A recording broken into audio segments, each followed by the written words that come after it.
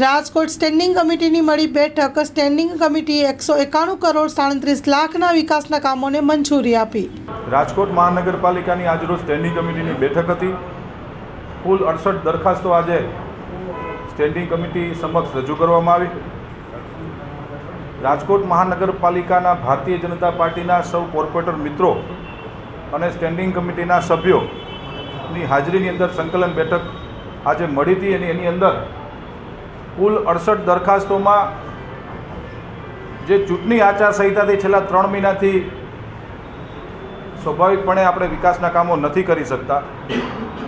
3 મહિનાની જે ભેગી દરખાસ્તો થઈ હતી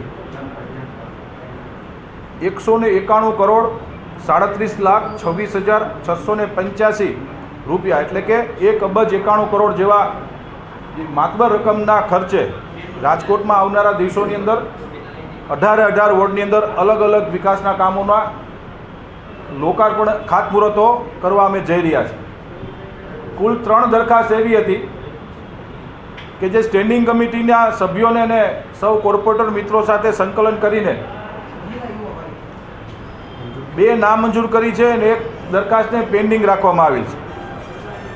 1 નામંજૂર કરેલી દરખાસ્તમાં વોર્ડ નંબર 8માં ચંદ્રેશનગરમાં આથી 6 વર્ષ પહેલાં જે પાણીના મીટર મૂકવામાં આવ્યા હતા, હાલ એ મીટરને ઓપરેશન એન્ડ મેન્ટેનન્સ કામ અંગે ખાલી 1 સોસાયટી પૂરતા હતા, પરંતુ એ ઓપરેશન એન્ડ મેન્ટેનન્સનો જે કોન્ટ્રાક્ટ હતો એ નામંજૂર આજે કર્યો છે, કારણ કે હવે હાલ પૂરતી ખાલી 1 સોસાયટી પૂરતું પ્રારંભિક તબક્કે ફોર ટ્રાયલ મહાપાલિકાએ 2017-18માં એક્ઝેક્ટ મને સાલ યાદ નથી, પણ એ સાલની અંદર એ વર્ષની અંદર મીટર મૂક્યા હતા, એનું ઓપરેશન એન્ડ મેન્ટેનન્સની હવે જરૂરત નથી, માટે એ દરખાસ્તને નામંજૂર કરી છે।